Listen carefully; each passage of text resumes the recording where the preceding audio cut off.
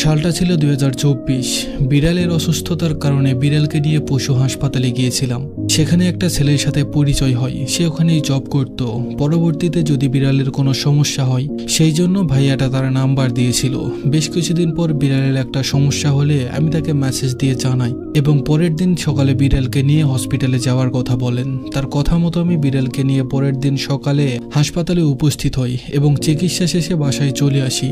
তারপর থেকে প্রায় তার সাথে কথা হতো। দেখে মনে হতো কোনো মেয়েকে পাত্তা দেয় না, কারোর সাথে কথা বলে না। কিন্তু কথা বলে বুঝতে পারলাম তেমনটা না। সহজ সরল একটা ছেলে, অনেক সুন্দর করে কথা বলতো। এক পর্যায়ে আমি তার কথার মায়ে পড়ে যাই। তার সাথে কথা বলতে বলতে একটা বন্ধুত্ব তৈরি হয় এবং আস্তে আস্তে দুজন দুজনের প্রতি ভালো লাগা শুরু হয়। তার কথা শুনে বুঝতে পারলাম সে আমাকে পছন্দ করে। কিছুদিন কথা বলার পর আমার প্রতি তার ভালো লাগার কথা জানালেন এবং আমাকে প্রপোজ করলেন। তার প্রতি ভালো লাগাটা যেহেতু আমারও ছিল, তাই কিছু না ভেবে আমিও অ্যাকসেপ্ট করে নিই। 1 আগস্ট থেকে আমাদের রিলেশন শুরু হয়। অনেক সুন্দর হাসি খুশি দিন কাটছিল। সে আমাকে অনেক ভালোবাসতো, অনেক কেয়ার করত। আমি অনেক রাগী ও অভিমানী একটা মেয়ে। মাঝে মাঝে রাগ করতাম, অভিমান করতাম। একদিন রাগ করে ফোন অফ করে ঘুমিয়ে পড়ি। আমাকে না পেয়ে সে পাগল হয়ে ওঠে। আমি ঘুম থেকে উঠে ফোন অন করার সাথে সাথে তার কল আসে। কণ্ঠে ছিল আবেগ ভরা কাঁপুনি, চোখে ছিল জমে থাকা অশ্রু। সেদিন তার কথা শুনে বুঝতে পারলাম সে আমাকে কতটা ভালোবাসে। তার পাগলামি আর আমার প্রতি এরকম ভালোবাসা দেখে আমিও তাকে অনেক ভালোবেসে ফেলি। দিন দিন আমাদের ভালোবাসা আরো গভীর হতে থাকে। আমি সে বলতে পাগল ছিলাম প্রায়। দুজন দুজনকে ছাড়া কিছুই বুঝতাম না। আমরা একদিন দেখা করার সিদ্ধান্ত নেই এবং আমার জীবনের প্রথম ক্লাস ফাঁকি দিয়ে তার সাথে দেখা করতে গিয়েছিলাম।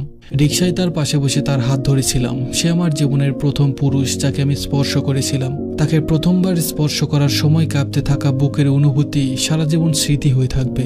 সেদিন দুজন দুজনের সাথে অনেক সময় কাটাই, অনেক গল্প করি, তারপর বাসায় চলে আসে। তারপর থেকে প্রায় তার সাথে ঘুরতে যেতাম। সে আমাকে তার বাইকে নিয়ে পুরো যশোর শহর চিনিয়েছে এবং তার ফ্রেন্ড, অফিসের কলিগ ও কাজিনদের সাথে পরিচয় করিয়ে দেয়। তাদের সাথেও ভালো সম্পর্ক তৈরি হয়। মাঝে মাঝে তার অফিসে যেতাম তার জন্য দুপুরের খাবার অথবা বিকেলে কিছু নাস্তা নিয়ে তার সাথে দেখা করতে। আস্তে আস্তে তার প্রতি আরো আসক্ত হয়ে পড়ি। তার অনুপস্থিতিতে কখনো কোনো ছেলের সাথে কথা বলতাম না, বরং তার ছবি অথবা ভিডিও দেখে তার জন্য অপেক্ষা করতাম। এভাবে আমার দিনগুলো হাসি খুশি ভাবে কেটে যাচ্ছিল। তো কয়েক মাস পর আমাদের রিলেশনের কথা বাসায় জানানোর সিদ্ধান্ত নেই। তারপর আমার আর আমার পরিবারের কথা সবকিছু তার পরিবারকে জানালো। তার পরিবার আমাকে দেখতে চাইলো, তাদেরকে আমার ছবি দেখালেন এবং আমাকে দেখেই তারা অনেক পছন্দ করলেন। কয়েকদিন পর আমাকে তার মা ও ছোট বোনের সাথে কথা বলিয়ে দিল।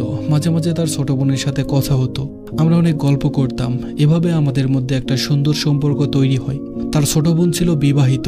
সে বেশিরভাগ দিনই তার বাবার বাড়িতে থাকতেন। 1 থেকে 2 মাস পর তার বাবা মা কাজের উদ্দেশ্যে শহরে আসলে তারা আমাদের বাসায় আসার সিদ্ধান্ত নিলেন। বাসায় এসে আমার আব্বুর সাথে তারা পরিচিত হলেন। তার আম্মু আমার রুমে এসে আমার সৌন্দর্যের অনেক প্রশংসা করলেন এবং আমাকে অনেক প্রশ্ন ও জিজ্ঞাসাবাদ করলেন। সেদিন আমার আম্মু আর বড় ভাই বাসায় ছিলেন না, তাই আমাদের ব্যাপারে কোনো কথা বলেননি। আব্বুর সাথে কথা শেষ হলে তারা আবার বাসায় ফিরে যান। তার কয়েকদিন পর সে আমাকে বলল আমাকে তার নাকি দেখতে খুব ইচ্ছে করছে।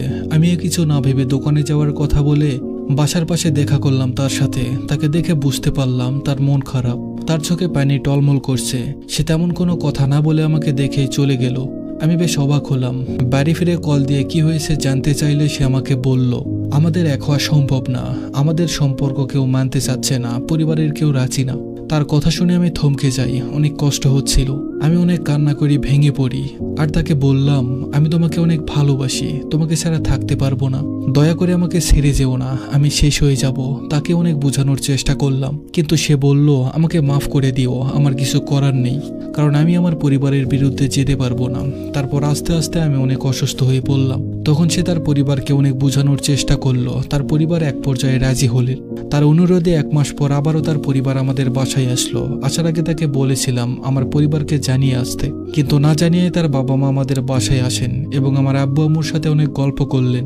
আমরা যেহেতু শহরে থাকি তাই তারা আমাদের অবস্থা, জমি জায়গার কথা আর গ্রামে স্থায়ীভাবে কবে যাব এই বিষয়ে জিজ্ঞেস করলেন।